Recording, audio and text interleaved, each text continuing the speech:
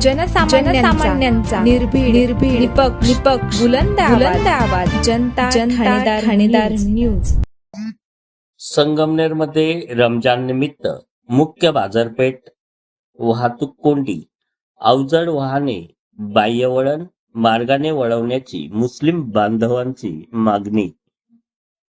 पवित्र रमजान महिना सुरू असल्याने संगमनेर शहरातील मुख्य बाजारपेठ आणि पुणे नाशिक हायवेला जोडणाऱ्या प्रमुख चौकांमध्ये संध्याकाळच्या वेळी मोठी गर्दी होत आहे।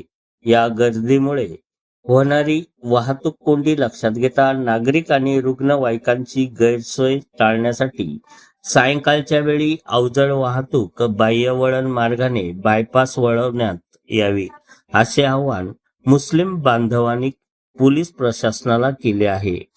संगमनेर शहरातील तीनबत्ती चौक, सय्यद बाबा चौक आणि कमल पेट्रोल पंप हा परिसर पुणे नाशिक महामार्गाचा मुख्य भाग आहे।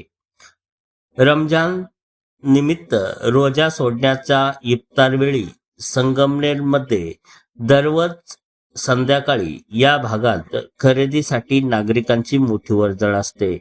त्याचवेळी महामार्गावरून येणारी कंटेनर, मोठी ट्रक, फोर व्हीलर आणि इतर अवजड वाहने शहरातून जात असल्याने भीषण वाहतूक कोंडी निर्माण होत आहे।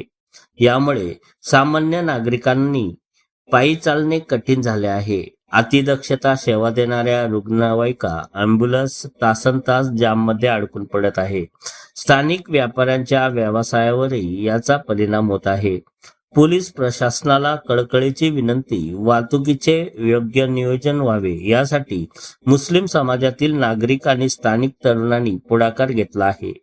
दररोज संध्याकाळी साधारण 1 ते 2 तासासाठी महामार्गावरील अवजड वाहतूक शहरात न सोडता ती बाह्यवळण मार्गाने वळवण्यात यावी, जेणेकरून शहरातील अंतर्गत वाहतूक सुरळीत राहील आणि कोणाची गैरसोय होणार नाही।